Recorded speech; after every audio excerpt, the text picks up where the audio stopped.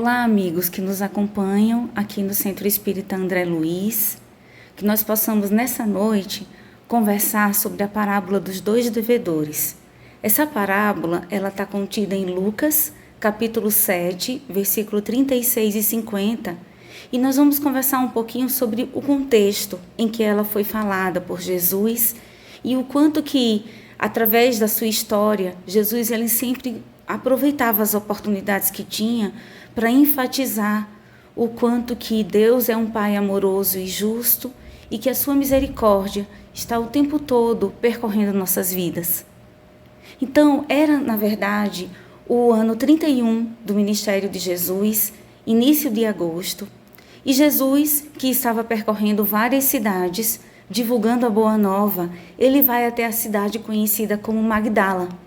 Magdala era uma cidade próxima ao sul de Cafarnaum, e lá era uma cidade conhecida pelo seu comércio, por uma indústria de peixes e de conservas, e lá tinha um porto, onde muitos peregrinos, muitos viajantes passavam. Era também, por conta de ser uma cidade de transição, em que permanecia-se pouco tempo para se fazer negócios, um lugar onde muitas pessoas procuravam prazeres fáceis, hospedarias onde pudessem saciar os seus desejos e se entregar a paixões. E lá, nesse mesmo lugar, em Magdala, existia um fariseu. E esse fariseu, tendo notícias de que Jesus passava por ali, afinal de contas, a notícia desse profeta que falava de um reino que ia se instalar na terra, de um reino que deveria percorrer em nome de Deus, essa notícia causava certo alvoroço em todos que conheciam e tomava conhecimento da presença de Cristo. E esse fariseu, ele vê assim uma oportunidade de receber esse profeta em sua casa. Ele que era um homem rico, acostumado a dar banquetes e jantares que se tornavam famosos na cidade, ele pensa que, se por acaso ele fosse um profeta que iria trazer triunfo e uma libertação política aos judeus, ele gostaria de estar perto dele. Mas, se ele fosse um homem santo, isso também traria honra à sua casa. E ele convida, então, Jesus para jantar em sua casa. E Jesus, sabendo quem era aquele homem, aquele fariseu chamado Simão, aceita o convite e vai até a casa dele para jantar. Acontece que naquelas regiões, as casas do Oriente, muito mais abertas do que as casas do Ocidente, tinham várias entradas. E é ali, no meio daquele jantar, que de repente adentra pela casa daquele fariseu Maria de Magdala. Ela, que era conhecida já na região por seus enganos, era uma mulher conhecida por uma vida transtornada, uma vida entregue à luxúria e aos prazeres fáceis, e que também era conhecida por estar endemoniada ou sob a influência de espíritos inferiores. Essa mulher entra suada, atormentada, desesperada talvez, à procura do mestre, e carregando um alabastro com óleos, ela se joga aos pés do Cristo e chora. E chorando, lava os pés com suas próprias lágrimas, percebendo que ali estava colocando o maior dos seus sentimentos. Ela resolve enxugar com seus próprios cabelos os pés de Cristo e ungir os seus pés com óleo. Acontece que tudo o que vinha naquela postura daquela mulher era escândalo. Uma mulher entrar na casa de um fariseu, uma mulher de vida fácil, entrar na casa de um fariseu e ainda soltando seus cabelos, o que na época era considerado uma ofensa. Ela realmente desonrava aquele homem. E ele, ao ver a situação, se incomoda muitíssimo. O que diriam as outras pessoas, sabendo que aquela mulher estava frequentando sua casa, né? O que diriam os outros? E ele logo questiona quem era aquele Jesus, quem era aquele homem que se dizia filho de Deus, mas que se realmente ele fosse de origem divina, ele iria saber que aquela mulher, ela não deveria estar frequentando aquele lugar e tampouco tocando o seu corpo e o procurando daquele jeito, já que ela era uma pecadora. E Jesus, que aproveitava todos os momentos do dia a dia, as situações que estavam acontecendo ao seu redor, para nos trazer lições profundas. Ele conta a parábola dos dois devedores. E essa parábola, como eu já falei, contida em Lucas, capítulo 7, versículo 36 a 50, ela diz assim: certo credor tinha 2 devedores, um que lhe devia 500 denários e outro 50. Não tendo nenhum dos 2 o que restituir, perdoou-lhes a ambos. Quem, pois, terá maior amor? Respondeu-lhe então Simão, o fariseu: julgo que aquele em que mais foi perdoado.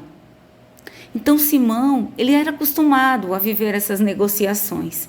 E quando Jesus conta a parábola e pergunta para ele quem mais então foi perdoado, ele não tem dúvida e logo responde que foi aquele que tinha maior dívida, aquele que estava devendo 500 denários. E Jesus responde para Simão: julgaste bem. Voltando-se então Jesus para a mulher, assim falou a Simão: está vendo esta mulher? Eu entrei em tua casa, e tu não deste água para lavar os meus pés. Esta, porém, lavou-me os pés com suas lágrimas, e enxugou-os com seus cabelos. Não me deste o ósculo, e esta, porém, desde que entrou, não cessou de beijar-me os pés.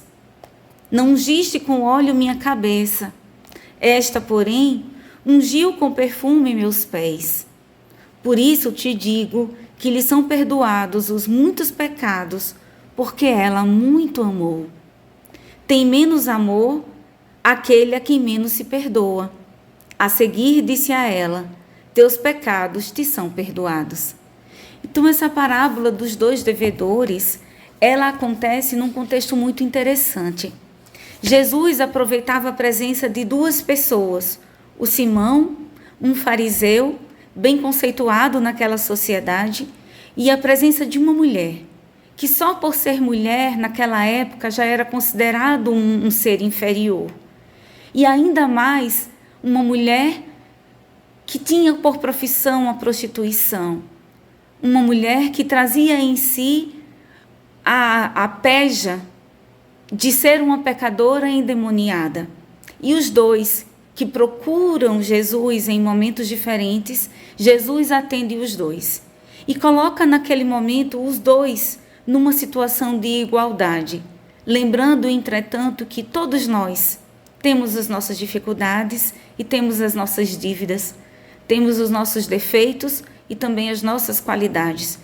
E temos muito ainda a ressarcir a Deus, que nos permitiu a bênção da vida e por misericórdia estamos aqui a vivenciá-la todos os dias. Nós, os 2 e todos nós, na condição de semelhantes, de uma forma ou de outra, devedores da misericórdia de Deus. Entretanto, o Pai benevolente, ele aproveita esse momento para perdoar a quem mais tinha pecado e a quem tinha pecados menores, igualmente. Só que quem vai desenvolver gratidão maior ao Pai? Quem vai reconhecer ainda mais a presença desse que perdoa as dívidas? E aí Jesus nos lembra que aquele quem mais é perdoado, mais tem a possibilidade de perceber com gratidão a misericórdia de ter sido perdoado suas dívidas e de amar ainda mais ao seu Senhor. Naquele momento, Jesus tenta lembrar a Simão e também a Maria que a via que nós podemos percorrer é a via do amor.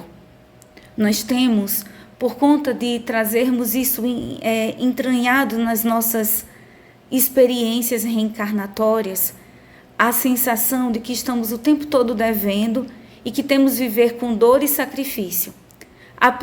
O próprio símbolo da cruz, que é um símbolo de punição, ele vira o símbolo do cristianismo e vem nos lembrar todos os dias da morte, da cruz, do sacrifício, das dores.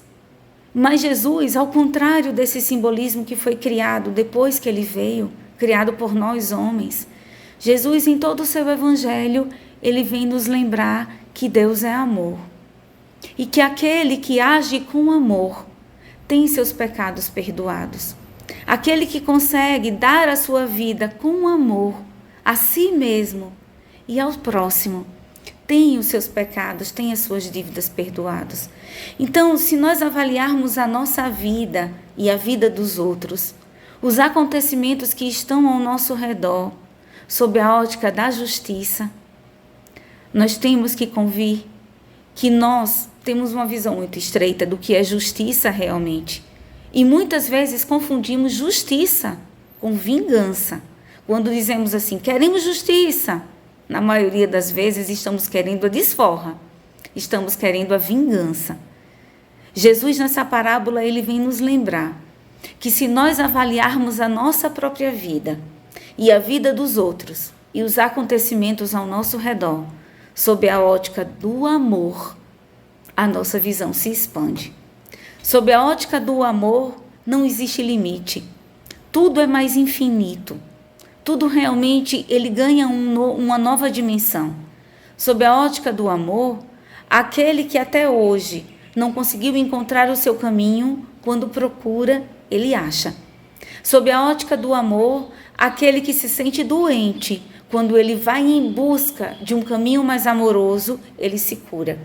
Sob a ótica do amor, a morte ela não existe e a reencarnação aparece como uma nova bênção, de novas oportunidades em que podemos fazer diferente do que fizemos em todas as nossas estradas até hoje, no processo evolutivo. Então, sob a ótica do amor, eu posso muito mais, você pode muito mais, e o mundo, ele ganha uma capacidade muito maior. É interessante porque Jesus ele veio nos mostrar o quanto ele acredita na transformação das criaturas através do amor. Ele estava perante Maria de Magdala e também perante o fariseu. E ele faz um convite naquele momento, que nós possamos enxergar as nossas limitações, retirando a trave que fica sob os nossos olhos e parar de olhar o cisco que tem no olho do outro. Quando nós caímos no engano de o tempo todo fazer o julgamento sobre a vida dos outros, o que está certo e o que está errado, como deveria ser e como deveria não ser. Quando nós tiramos o foco da nossa lente para os defeitos dos outros e passamos a nos olhar verdadeiramente como somos, encontramos a trave que bloqueia a nossa vista e retiramos essa trave. E conseguimos perceber dentro de nós aquilo que já não faz mais sentido, aquilo que nós realmente queremos mudar, aquilo que está empatando o nosso caminho, os relacionamentos que nós temos que transformar, as oportunidades do dia a dia que nos convida a sermos pessoas melhores, momentos em que podemos ser mais gentis, em que podemos desacelerar e respirar, momentos em que nós podemos ser gratos à vida e encher realmente o nosso dia a dia com coisas que de fato têm valor. A amizade, uma refeição com a família, uma conversa com o filho, um momento de oração, um filme que nos traz uma reflexão mais profunda do nosso propósito, uma música que nos inspira a ligar para aquela pessoa, a conversar mais devagar com alguém, a olhar de verdade para nós mesmos, dando valor ao que realmente tem valor. Será que nós estamos enxergando esses momentos? Será que nós conseguimos enxergar a misericórdia que Deus dispõe todos os dias para nós? Será que realmente estamos conseguindo encher de gratidão a vida que recebemos? Então, Maria, diante do Mestre, ela está cansada. E quantos de nós estamos cansados, angustiados e aflitos? Maria de Magdala é o caminho de todos nós, em que muitas vezes entregue a muitas e muitas experiências que já não nos completam, há muitas e muitas experiências que são os convites do mundo, aos aplausos e às glórias, à correria e à ansiedade, ao acúmulo de bens e para onde estamos caminhando. Maria de Magdala somos todos nós. E Maria de Magdala, naquele momento, procura Jesus, como nós somos convidados a procurá-lo todos os dias em nossas vidas, nas vias públicas e dentro das nossas casas, nos trabalhos voluntários e nos trabalhos remunerados. Todos os dias é oportunidade.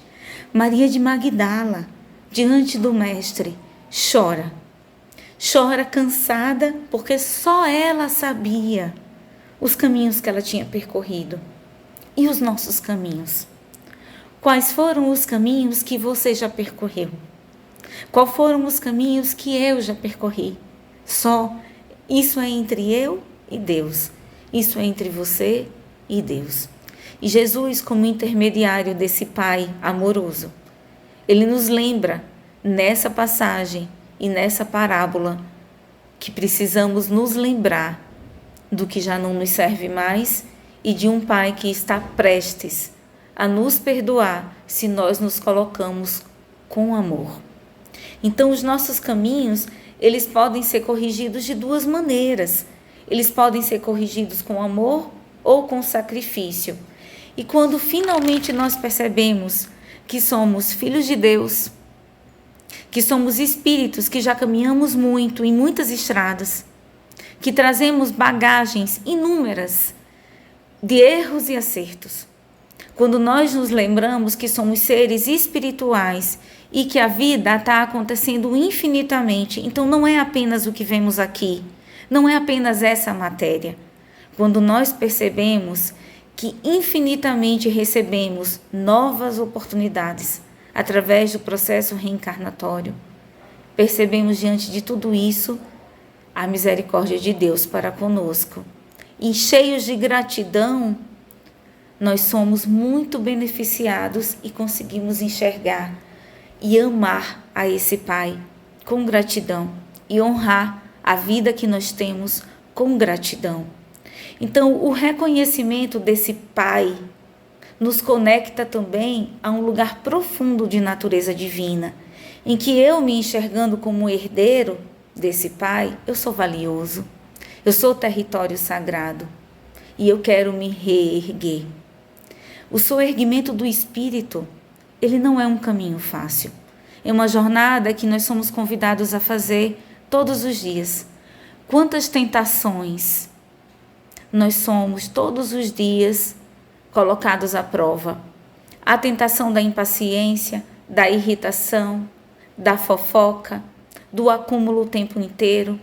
A tentação do mundo dizendo que a gente tem que correr cada vez mais, que nós não temos tempo, que é preciso vencer na profissão, vencer nas viagens, demonstrar nas redes sociais que estamos felizes.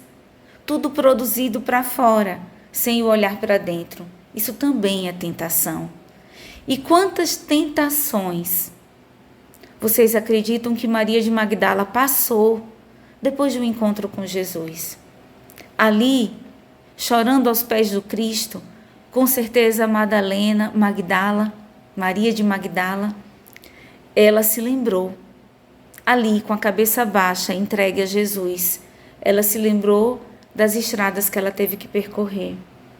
Ela lembrou-se que vivia em palacetes, em um palacete recebendo comerciantes e homens que passavam pelo lugar, e ia procurá-la pela sua beleza e se entregava a prazeres fáceis. Recebia joias, recebia tecidos, recebia moedas, estava cheia e rica do que o mundo muitas vezes admirava.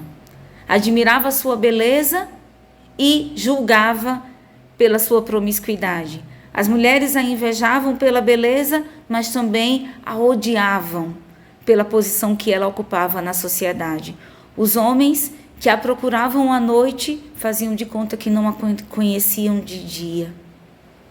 Maria lembrava de todos esses caminhos, mas também se lembrava do quanto já se sentia vazia, vulgar e atormentada. E quantos de nós nos sentimos em muitos momentos de nossa vida vazios, vulgares e atormentados. Igualmente como Maria de Magdala, somos convidados à renovação espiritual. E ela foi a figura do Evangelho que mais se renovou. Saiu de um extremo ao outro.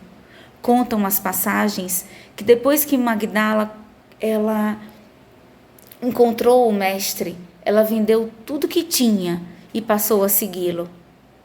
Passou a segui-lo não sem viver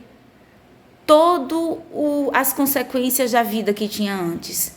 Sempre foi olhada com desprezo, julgada pelos discípulos, não reconhecida como uma mulher de fato renovada. Mas ela estava ali, seguindo o Mestre. E quando o Mestre contou suas histórias, ela escutou. E quando o Mestre foi mandado para a cruz, ela o acompanhou. E quando o Mestre foi sepultado, ela lhe permaneceu. Maria de Magdala, mais do que todos os outros, ela, naquele momento, convertida, ela sabia que ela não queria ter a mesma vida de antes. E nós, que vida queremos ter?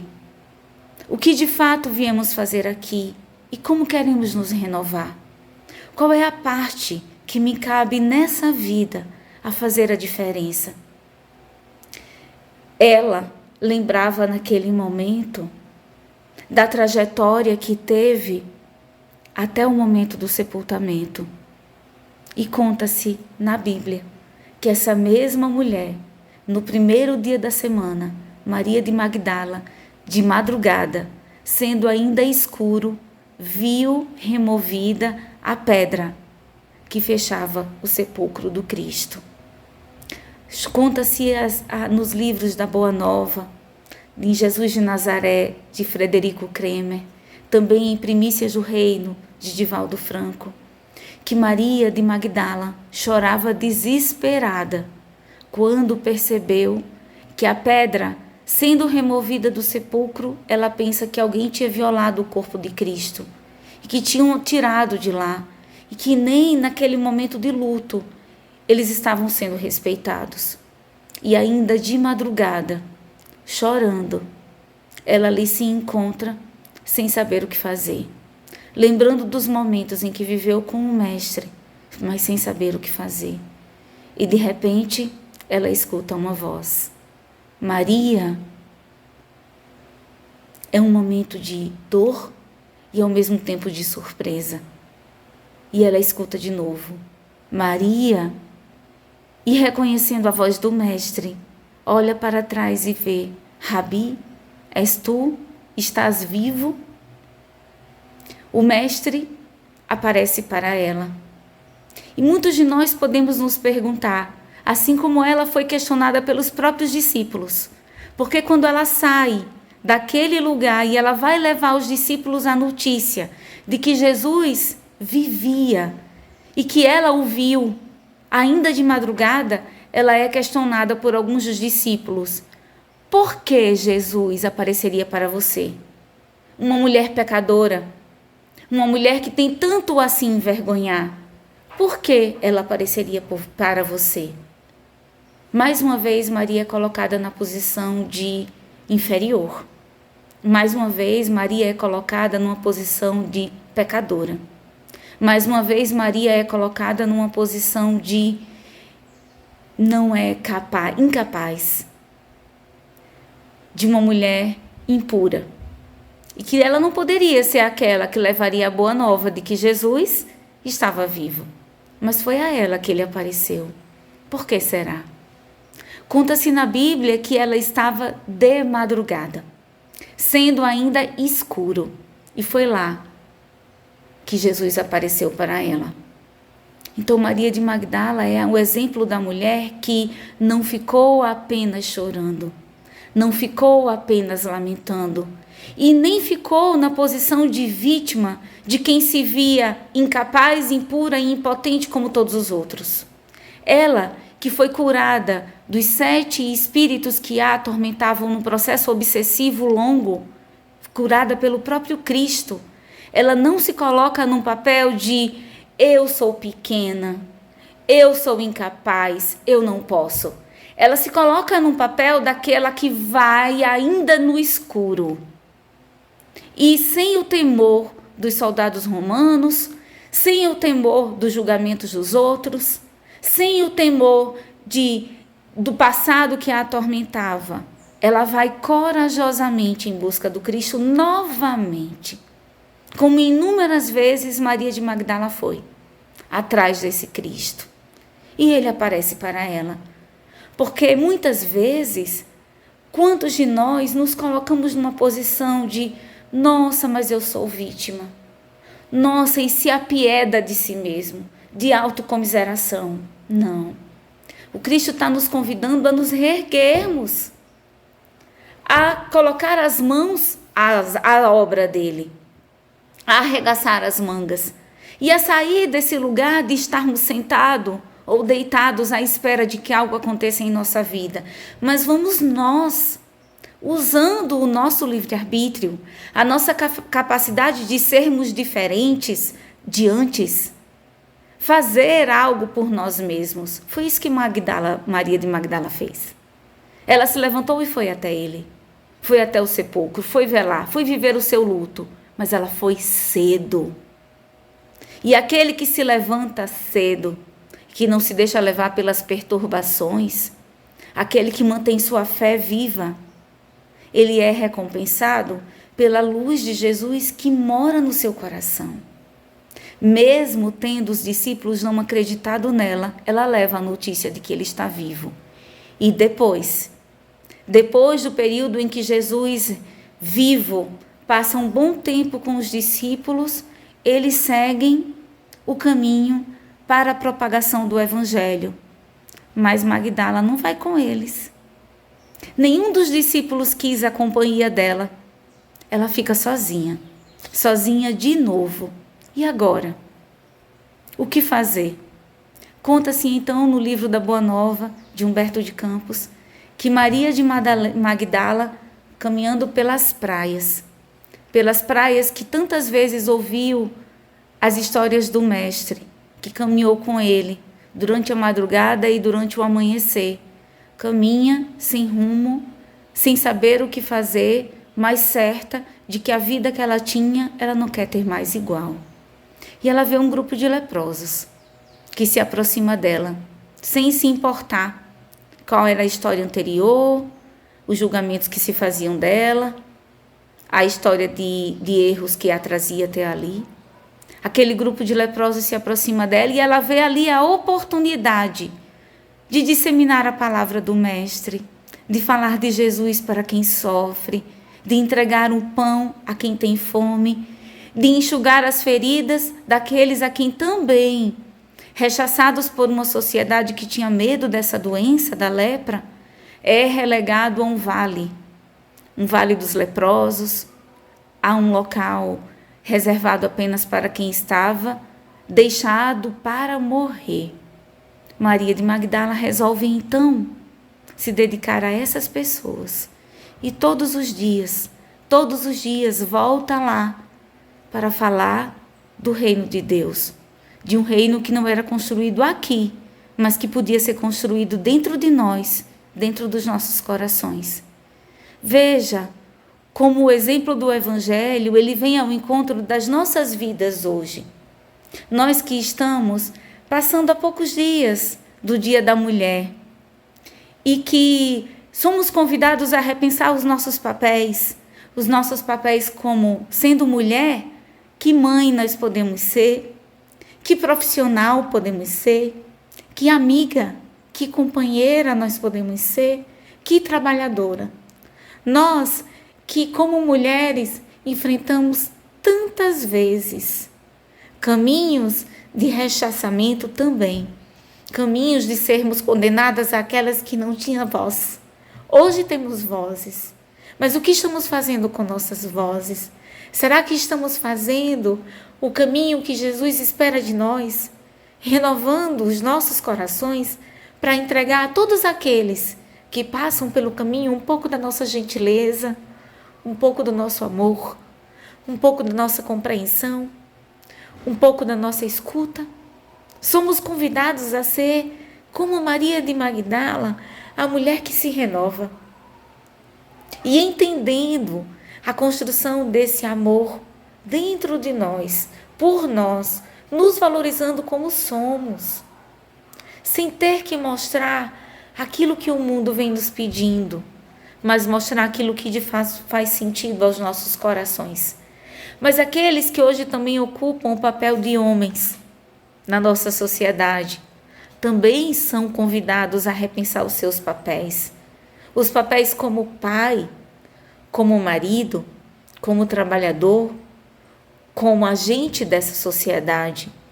Homens que se renovam e que já não precisam vivenciar o papel daqueles que duros, provedores sozinhos, estão distanciados dos seus sentimentos, das suas necessidades. Hoje nós vivemos uma sociedade que pede essa renovação. Uma renovação que começa dentro dos nossos lares, na relação com os nossos filhos, na relação com os nossos companheiros, com as nossas companheiras. Uma renovação na forma de conversar, escutando mais uns aos outros, os sentimentos uns dos outros, as necessidades uns dos outros. Mais do que homens e mulheres, nessa sociedade que pede uma igualdade, somos todos seres humanos.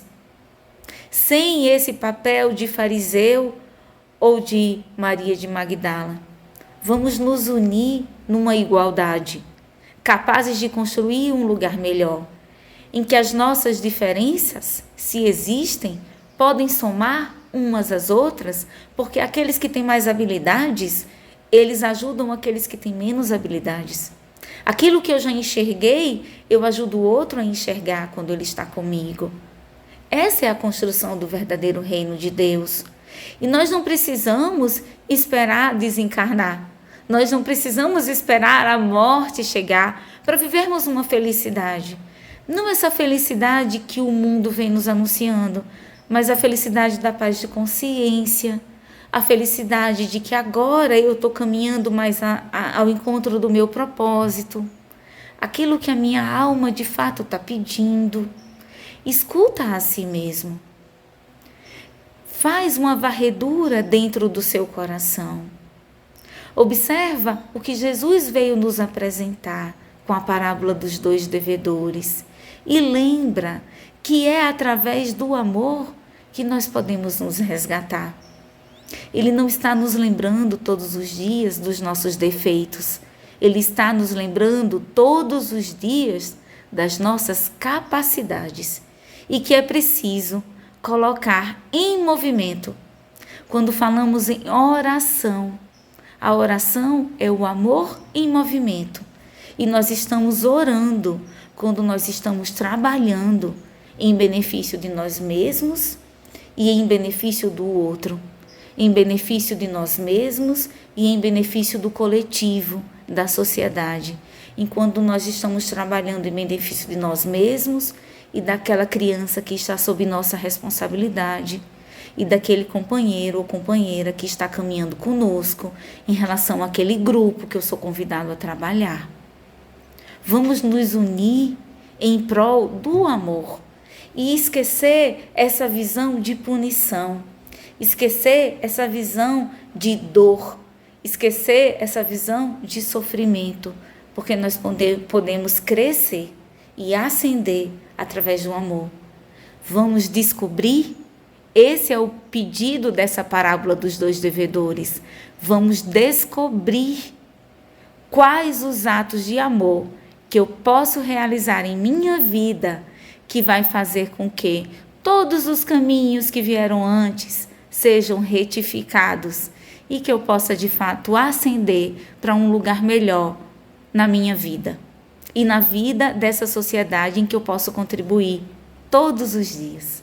Meus amigos, que nós possamos ficar em paz, nos alegrando com a palavra do Evangelho e nos lembrando que, como filhos de Deus, fomos forjados para sermos felizes todos os dias, a cota que nós pudermos nas nossas vidas, e que o nosso caminho é infinito. O que eu ainda não consigo hoje, eu vou conseguir amanhã. É preciso perseverança, fé e trabalho. Fiquem com Deus.